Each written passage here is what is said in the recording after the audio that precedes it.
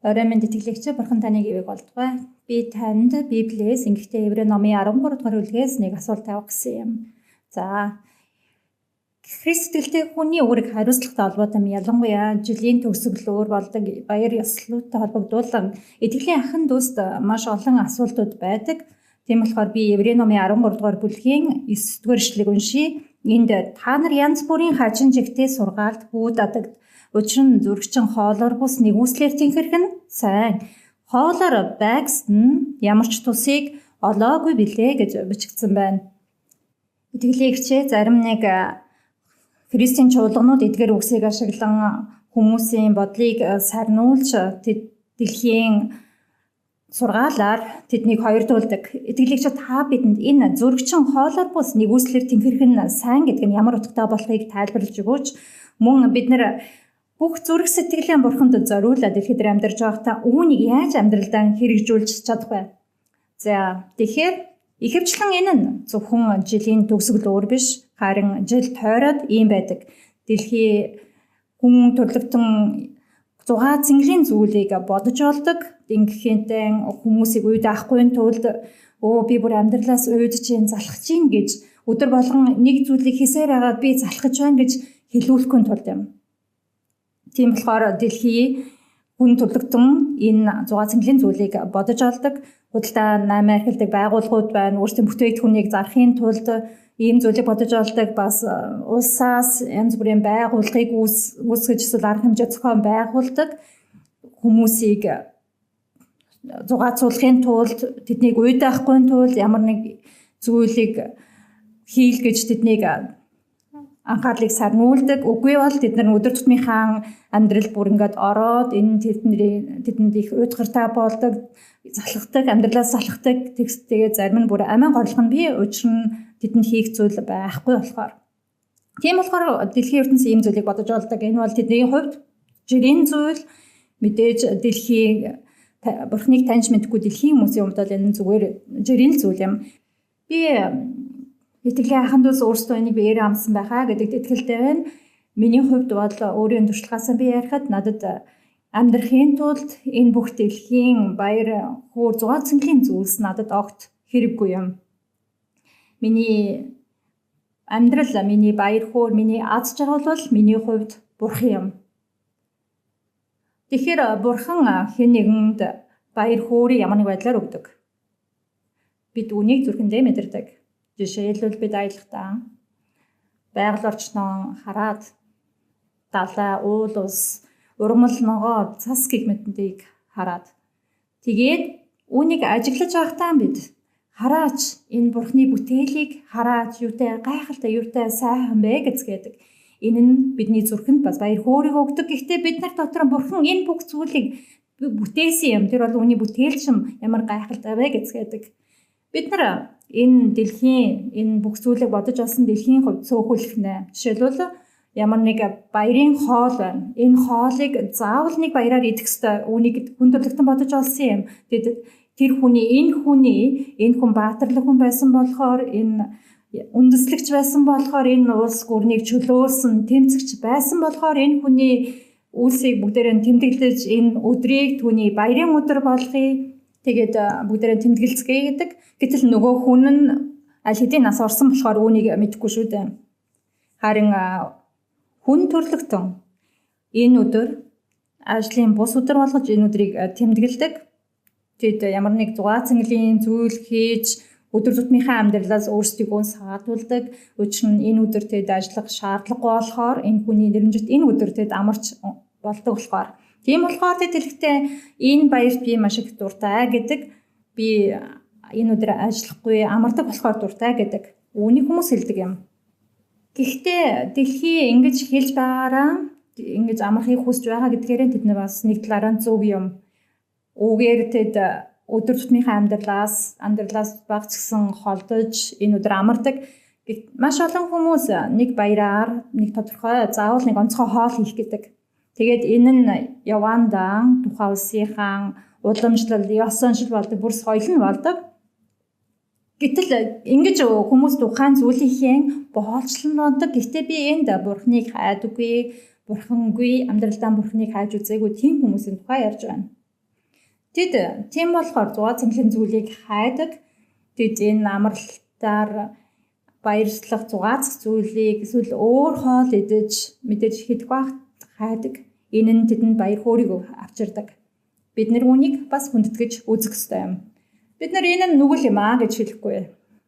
Хүмүүс өөрсдийгөө өдөр тутмынхаа амьдралаас жоохон холдуулж хийж байгаа зүйлийг бид нар хүндэтгэх ёстой. Харин бидний амьдрал бурхан байгаа болохоор бид нар энэ зүйлсийг, энэ хоолыг, энэ онцгой хоолыг өдөр болгон идэж болно. Хэрвээ би үүнийг хүсэж байгаа бол би өдөр болгон энэ хоолыг идэж болно. Гэвч мэдээж заримдаа улирлын чанартай зөвхөн нэг тодорхой баярын үеэр нэг цагт идэж болдог хоол гэж байдаг. Яг л энэ өдөр энэ 7 хоногт энэ хоолыг худалдаж авч болдог болохоор энэ миний дуртай энэ хоолыг худалдаж авч болдог болохоор би иддэг. Тэгээл би яваад энэ хоолыг худалдаж аваад идсэн учраас би энэ хоол нь дуртай болохоор гэх нь би тийм зүйл байдаг. Жишээлбэл цацагт хяруулын мах байна. Миний амьдардаг газар цацагт хяруулын мах нь жил тойроод худалдааны төвөдөд ерөөсөө байдаггүй, маш ховорхон байдаг. Хэдийгээр би эвүүгээр хизээч хамаагүй хоол хийж идмээр санагддаг боловч гэвч нэг баярын үеэр юу болдгоо? Энэ баяраар цацагт хяруулын махад худалдааны төвөдөр дүүрэн болдог. Бүр хямдраад бараг л бэлгэн дөхөн холгүй байдаг. Хулуу байна. Би хулуун дуртай. Би хулууг өдөр болгон идэж чадна. Би маш их хулуугаар хоол хийж иддэг. Би гэхдээ үүгээр хулууг жилийн нэг өдөр нэг баяраар л иддэг хүмүүсийг шүмжлэх гээгүй юм шүү. Би хулуун дуртай болохоор цаг тутамд хулуугаар хоол хийж иддэг.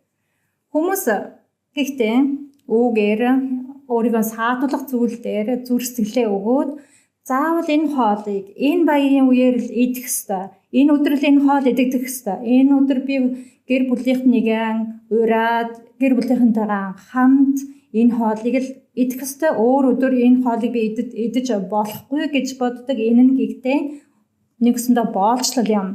Хүн төрөлхтний бодож олсон зүйлийн боолчлол юм. Бас адилхан зүйл бэлэг байна. Бэлэг өгөх ёстой. Хэрвээ би бэлэг өгч чадахгүй бол хүмүүс намайг шоолно. Мөнгө байхгүй ах юм бол тэд бүр зээл аваад өрөнд орж байгаад бэлэг худалдаж авдаг. Яагаад? Яагаад гэвэл бэлэг өгөх ёстой болохоор. Энэ бол соёл, энэ бол ёс заншил болохоор. Үгүй юм. Ингэж өөрийгөө боолжиж болохгүй. Хэрвээ та бэлэг өгөхийг хүсэж байгаа бол хизээж хамаагүй жилийн ямар ч цагт өгч болно. Заавал жилийн сүүлийн сард үүнийхийг шаардлага байхгүй. Үүнд өөрийгөө хүлж болоод боолчлуулж болохгүй. Өрөнд ороод өөрийгөө зовоох шаардлага байхгүй. Хэрвээ та өгч чадчихвэл сайн байна. Хэрвээ үгүй бол үгүй л юм. Хэрвээ хэн нэгэн танд бэлэг өгөх юм бол та баярлалаа гэж хүлээгээд ав. Гэхдээ та үүний хариуг барих гэж заавал өөрийгөө зовох шаардлагагүй. Хэн нэгэн танд бэлэг өгөө та энэ үүний хариуг өгч чадаагүй байна гэж санаа зовох шаардлагагүй. Хэрвээ танд мөнгө байхгүй бол та заавал энэ бэлгийн хариуг барих гэж оролдох шаардлагагүй. Хэрвээ хэн нэгэн танд баяр хүргээд бэлэг өгөх юм бол энэ хариуг би заавал барих ёстой гэж бодох юм бол та энэ зүйлийнхээ боолн болж байгаа юм. Та ингэж өөрийгөө боолчлолд оруулах шаардлагагүй. Ийм зүйл та зүрхэн өгөх хэрэггүй юм. Магадгүй энэ нь нүгэл биш байх л та. Яахаараа засагт хяруулын мах эсвэл хулуу идэхийг хүсэх нь нүгэл байх үлээ.